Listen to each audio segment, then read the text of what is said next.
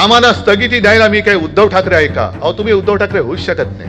हेच तर तुमचं दुःख आहे. माझ्या राज्याचं नुकसान होऊन मालकाच्या मित्राच्या खिसे भरणाऱ्या कामांना नुसती स्थगिती नाही तर ठामपणे नकार दिला तिकडे उद्धव ठाकरे पाहिजे. ते देवेंद्र फडणवीस सारख्या येरागडबडचं काम नाही येते. कामाला स्थगिती द्यायला मी काही उद्धव ठाकरे आहे का? अहो, तुम्ही उद्धव ठाकरे होऊच शकत नाही. हेच तर तुमचं दुःख आहे.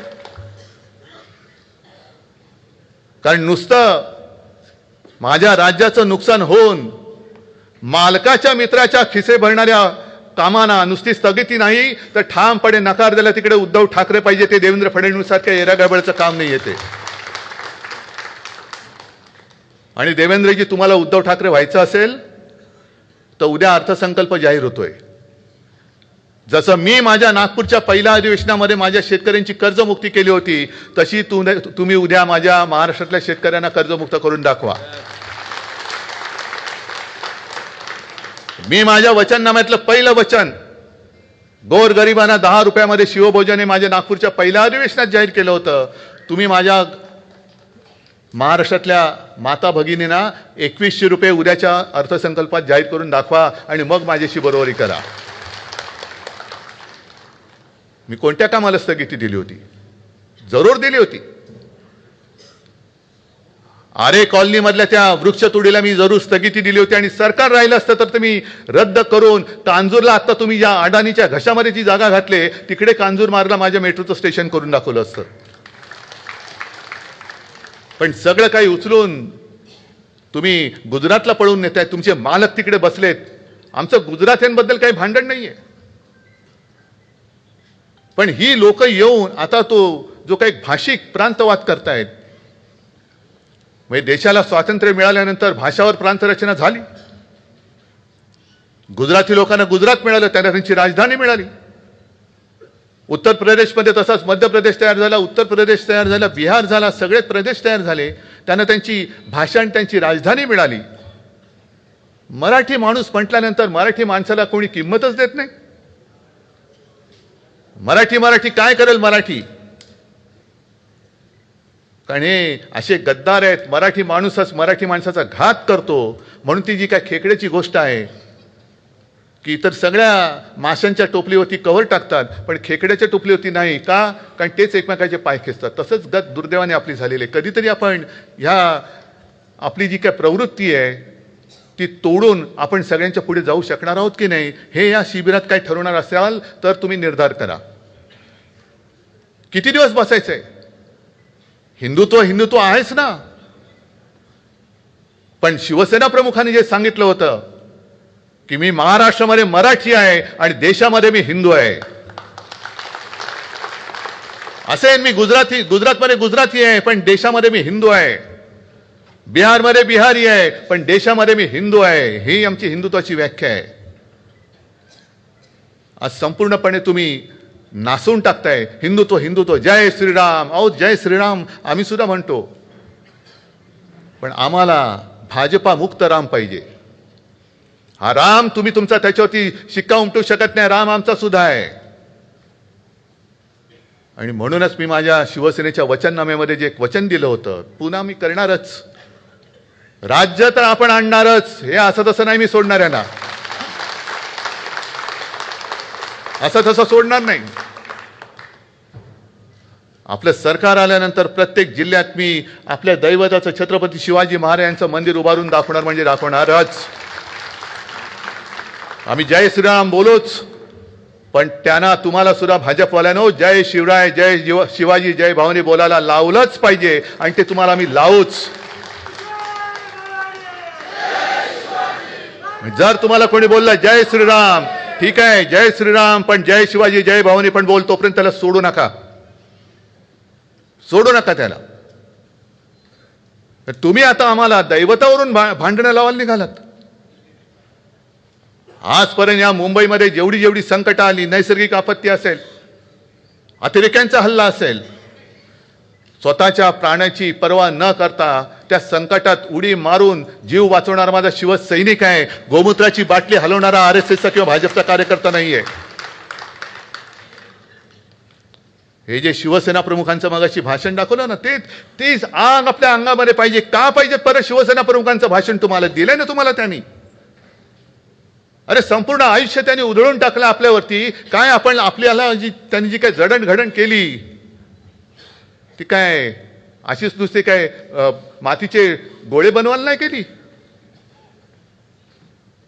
जो महाराष्ट्र आपण म्हणतो दगडांचा देश, होय आम्ही आहोत, दगड आहोत. आणि माझे आजोबाजे बोलायचे की देव देव काय, शेंदूर फासला तर जर दगडाला शेंदूर फासला तर देव, नाही तर तो धोंडा आहे. आम्ही धोंडे आहोतच. जो कोणी आमच्या महाराष्ट्राच्या मुळावर येईल त्याचा कपाळ मोक्ष करण्याची ताकद आमच्या या सगळ्या मराठी मनामध्ये आहे. आणि मग अशा वेळेला त्या ज्या काय कवितेच्या ओळी आहेत, माझ्या मना बन दगड, दगड बनवून आपण यांना सामोरं गेलं पाहिजे, हे सगळे आपल्याला पिळवटून टाकतायत.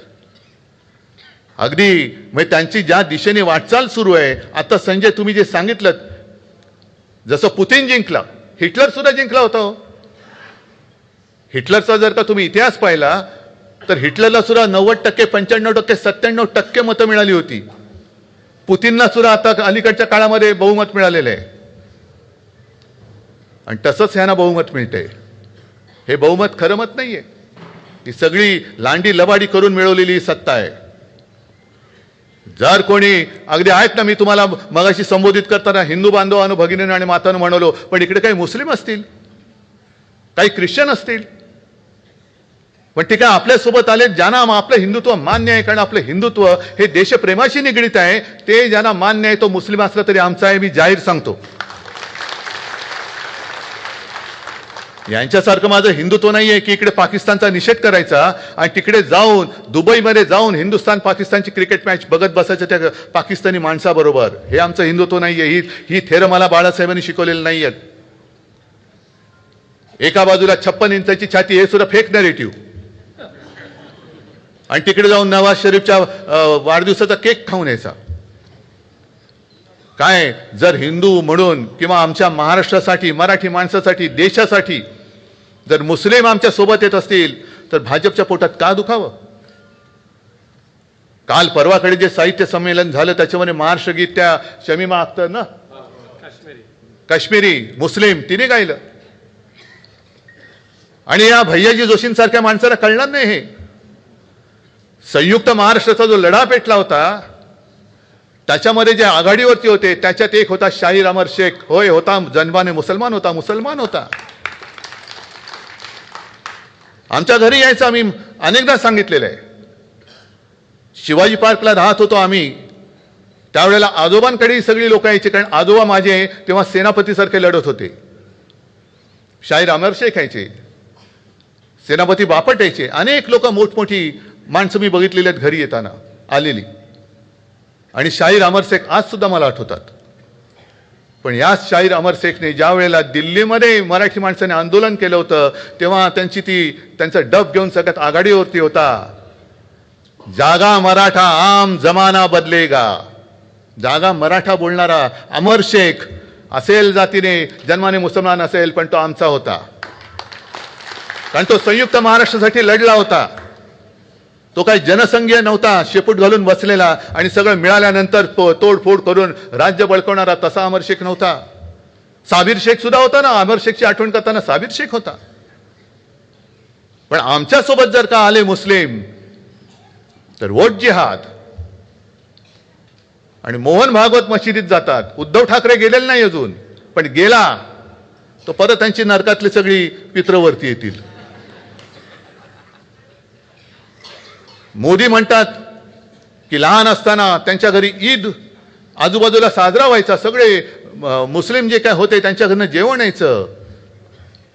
आता यांच्यासाठी खास बटाट्याची भाजी आणि पुरी बनवून द्यायची, त्याला आपण काय करायचं? असू शकेल ना, आपण कसं सांगणार? आणि मग ते ताजिया खालनं जायचे, तरी तुम्ही हिंदू. आणि केवळ मुसलमानांनी शिवसेनेला मत दिलं, उद्धव ठाकरेला मत दिलं, कारण करोना काळामध्ये आपण केलेलं काम. तर आम्ही लगेच हिंदुत्व सोडलं. हे जे काय फेक नॅरेटिव्ह आहे, आणि म्हणून मला अनेकदा जे बोलतात काही लोक की हिटलर हिटलर हिटलर आहे, साम्य बरंच आहे. हिटलरचं सुद्धा असं म्हणतात की 4 पातळीवरती त्याचं काम चालायचं. म्हणजे आता जे काय आपले प्रवक्ते वगैरे असतात ना, तेव्हा चॅनल वगैरे नव्हती, पण तेव्हा जे चालायचं, एक म्हणजे स्वतःची बाजू मांडणं, हे का काही प्रवक्त्यांचं काम. दुसरं, दुसऱ्यावरती आरोप करणं. तिसरं, विरोधकांनी केलेल्या आरोपांना उत्तर देणं. आणि चौथं, ते म्हणजे फक्त अफवा पसरवणं. आहे साम्य दिसते की नाही? आता जे काय यांचं चाललेलं आहे ह्याच्यामध्ये आणि त्याच्यामध्ये साम्य दिसते की नाही दिसत? आणि अशा यांच्यामध्ये आपण त्यांना केवळ आणि केवळ आपल्याला भुलवण्यासाठी जय श्रीराम म्हटलं म्हणून लगेच हिंदुत्ववादी म्हणून सगळं आयुष्य त्यांच्या चरणी वाहून टाकायचं. आज हे करू तर काहीच शकत नाहीयेत. आज मुंबईला जे खतम करायला निघालेत, मुंबईचं महत्व मारायला निघालेत, महाराष्ट्राची अस्मिता तुडवतायत पायदळी. आणि हाच धोका आहे. 1 नेशन 1 इलेक्शन, यांना सगळं 1 1 1 एकाधिकारशाही पाहिजे. सगळे एक. आपल्याला सुद्धा बरं वाटलेलं आधी, एक विधान एक निशान एक प्रधान, हो बाबा पाहिजे बरोबर. पण विधान म्हणजे यांचं जे काय होतं भुरसटलेल्या हिंदुत्वाचे विचार, ते आम्हाला मान्य नाही. डॉक्टर बाबासाहेब आंबेडकरांनी लिहिलेलं संविधान तेच आम्ही मानणार. एक निशाण म्हणजे तुमचं फडकं नव्हे, तर आमचा डौलाने फडकणारा तिरंगा हे आमचं निशाण आहे. आणि एक प्रधान म्हणजे ईव्हीएम आणि बोगस मतदारांनी निवडून आलेलं नाही, तर लोकशाहीच्या माध्यमातून निवडून आलेला आमचा पंतप्रधान हे आम्हाला मान्य आहे. आणि तसंच ते आता जसं कमल हसन म्हणाला की यांना इंडिया नाही हिंदिया करायचंय, म्हणजे परत तिकडे मारामाऱ्या लावायच्या. आणि हे जेव्हा मी वाचलं तेव्हा माझ्याकडे रोज कोण ना कोणतरी येत असतं. बिहारची काही लोक आली होती, त्यांना मी विचारलं, ते बोलले साहब हे सच है. जसं आपल्याकडे या काही भाषा आहेत, कोकणी आहे, अहिराणी भाषा, आणखीन कुठली भाषा, प्रत्येक विभागाची एक एक वेगळी भाषा आहे, तशा बिहारच्या काही भाषा ह्या तर लुप्त झाल्या आणि तिकडे हिंदी जोरामध्ये आली. मग हे जेव्हा होतं, हिंदी विरुद्ध सुद्धा काही आमचा लढा नाहीये. पण आता भाजपा जे करतंय, देशामध्ये फूट पाडण्याचं काम करते, तोडा फोडा आणि राज्य करा, हे यांचं जे काही चाललंय, हे गाडण्यासाठी आपल्या हातामध्ये भगवा घेऊन आपल्याला पुढे जायचंय. म्हणून भगवा घ्यायचंय. माझा काहीतरी मुख्यमंत्रीपद गेल्यावर मी सोडून दिलं, ते कुठे जीव माझा जळला नाही. कारण माझा प्राण वर्षामध्ये नाही, माझा प्राण तुमच्यामध्ये आहे. माझा प्राण तुमच्यामध्ये आहे. जेव्हा एखादा शिवसैनिक, मला वर्षा सोडताना यातना नाही झाल्या, पण जेव्हा माझा कडवट शिवसैनिक दुर्दैवानं आपल्यातनं जातो आणि काही वेळेला गैरसमजातून जातो, तेव्हा ज्या यातना होतात, इंगळ्या असतात ना, हे दुःख मी केवळ दाखवू शकत नाही म्हणून मला काय आनंद होतो अशातला भाग नाहीये. पण मला नेमकं ते कळत नाही की अरे तुम्हाला कळते का, तुम्ही कोणाच्या हुजरेगिरी करताय, कोणाच्या पालख्या वाहताय. इतकी वर्ष ज्यांना आपण डोक्यावरती घेऊन दिल्ली दाखवली, दिल्लीत बसल्यानंतर ताबडतोब त्याच वर्षी 2014ला लोकसभा जिंकली त्यांनी आणि विधानसभेमध्ये युती तोडली, तेव्हा आपण हिंदू होतो की नव्हतो? मग काय केलं होतं आपण असं पाप? एकनाथ खडसेंनी सांगितलेलं आहे की तेव्हा त्यांच्यावरती जबाबदारी दिली होती की आता ही युती तोडा. म्हणजे गरज सरो वैद्य मरो. त्याच्यानंतर पुन्हा आपण त्यांच्याबरोबर गेलो का? कारण हिंदुत्व. मग 19 साली पुन्हा ते अमित शाह वगैरे घरी आले. त्याच्यानंतर पुन्हा धोकाधडी झाली. त्याच्यानंतर 2.5 वर्षांनी आपलं गद्दारी करून सरकार पाडलं. पण आज सुद्धा तुमच्यासारखे अनेक कट्टर कडवट शिवसैनिक, मी काय दिलंय तुम्हाला? काही देऊ शकत नाही. आज माझ्याकडे काय आहे हे तुम्हाला माहिती आहे, मलाही माहिती आहे की मी काही देऊ शकत नाही. उद्याचं उद्या, पण आता तरी हातात काय आहे? काहीच नाहीये माझ्या हातामध्ये. तरी सुद्धा तुम्ही माझ्यासोबत राहिलात, तरी सुद्धा सोबत राहिलात. आणि केवळ हे माझं काही कौतुक नाहीये, हे हिंदू हृदय सम्राट शिवसेना प्रमुखांनी जे काही त्यांची पुण्याई उभी केलेली आहे, त्याचं हे सगळं चित्र आहे. मी कोण आहे? मी कोणीच नाहीये. आणि म्हणून मी अभिमानाने पुढे चाललेलो आहे. निवडणूक आयोगाने आपल्यावरती अन्याय केलेला आहे. सुप्रीम कोर्टाचा निकाल अजून लागत नाहीये. एक एक एक एक एक एक न्यायमूर्ती येत आहेत आणि जात आहेत, येत आहेत आणि जात आहेत, पुढच्या वर्षी लवकर या, तसे पुन्हा जात आहेत. 50 वर्ष, 70 वर्ष, आमच्या केसला आता 75 वर्ष झाली. त्याचा आम्ही आता अमृत महोत्सव करतोय, रौप्य महोत्सव करतोय, सुवर्ण महोत्सव. का? अहो केस केले माहित नाही तुम्हाला, 100 वर्ष झाली आमच्या केसला, निकालच लागत नाही अजून. ही असली लोकशाही घेऊन आपण पुढे जातो आहोत. आणि तरी सुद्धा मी ठाम उभा आहे, हातामध्ये मशाल घेऊन.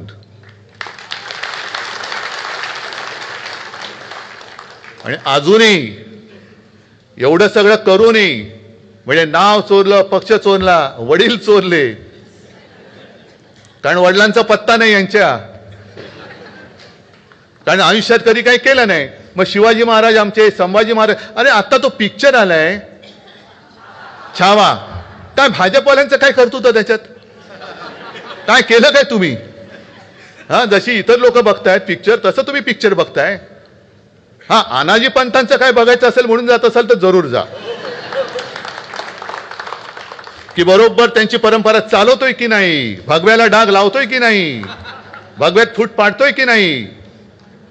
म्हणून मी या गद्दारांना सांगतोय की जसं मी माझ्या वडिलांचं नाव अभिमानाने लावतोय, शिवसेना उद्धव बाळासाहेब ठाकरे, तसं गद्दारांनी शिवसेना अमित शहा म्हणून लावावं.